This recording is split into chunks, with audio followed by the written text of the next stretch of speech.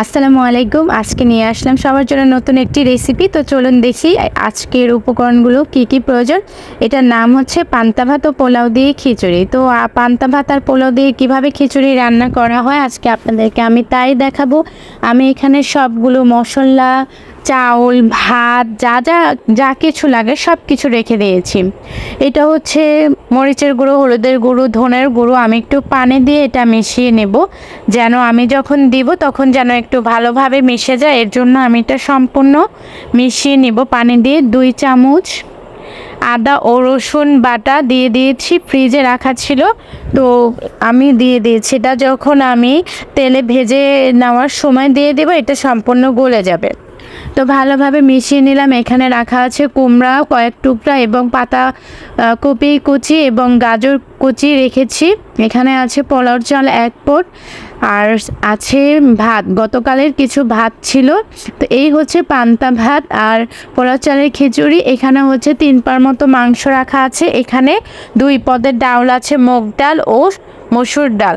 2 পদের ডাল দিয়ে খিচুড়ি রান্না। গরম তেলে আমি পেঁয়াজ ও 4-5টা কাঁচামরিচ দিয়ে দিব, সাথে এলাচ, তেজপাতা, মশলাগুলো মিক্সড করে কিছুক্ষণ ভেজে নিব। ভেজে নেওয়ার সময় আমি এখানে স্বাদ মতো লবণ দিয়ে দিব। লবণ দিয়ে ভালোভাবে মিশিয়ে নিব। তারপর আমার করে রাখা মশলাটি দিয়ে ভালোভাবে নেড়েচেড়ে নিব। ভালোভাবে নেড়েচেড়ে নিয়ে আমি এতে কিছু পরিমাণ মতো পানি মিলিয়ে দিব। পানিটা মিলাবো এই জন্য যেন ঝাঁজটা বের না হয় আর এটা লেগে না যায়। তো পানিটা মিশিয়ে দিয়ে আমি ভালোভাবে মিশিয়ে নাড়াচাড়া করে ভালোভাবে মিশিয়ে নিব।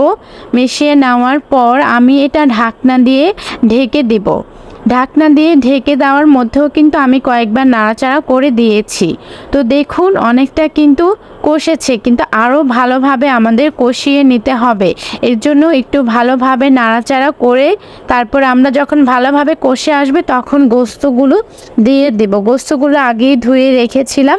এখানে 3 পার মতো গোস্ত আছে। তো গোস্তগুলো দিয়ে ভালোভাবে নেড়েচেড়ে মিশিয়ে নেব। ভালোভাবে যখন মিশে যাবে মশলার সাথে গোস্ত ভালোভাবে মিশে যাওয়ার পর আমরা এটা ঢাকনা দিয়ে ঢেকে দেব।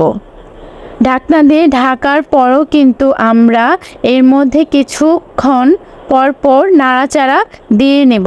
তো দেখুন আমাদের কিন্তু বলক চলে আসছে। তো এর মধ্যে আমরা কি করব, ডাউল দিয়ে দিব। ডাউল দিয়ে আবার ভালোভাবে মিশিয়ে নিব। মিশিয়ে নেওয়ার পর আমরা ঢাকনা দিয়ে ঢেকে দিয়েছিলাম, আবার ভালোভাবে নাড়াচাড়া দিব। ভালোভাবে নাড়াচাড়া দিয়ে আমরা মিশিয়ে দিব। সব একসাথে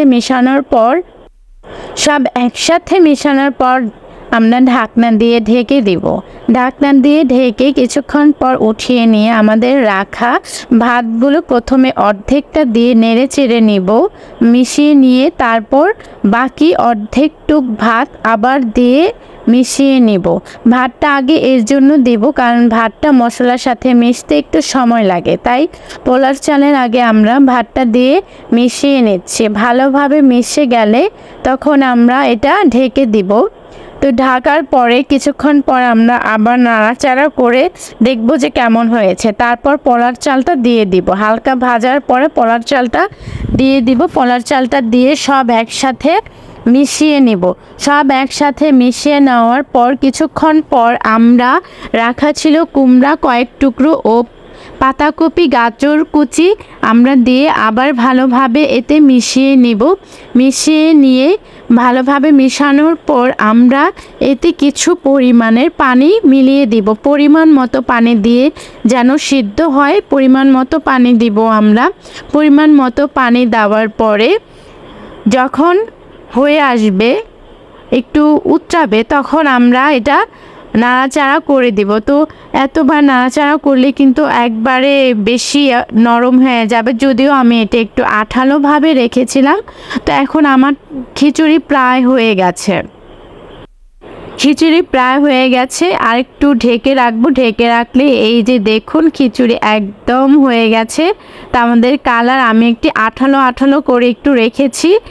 এটা খেতে খুব স্বাদ লাগবে, আপনারা ট্রাই করে দেখতে পারেন। ধন্যবাদ সবাইকে।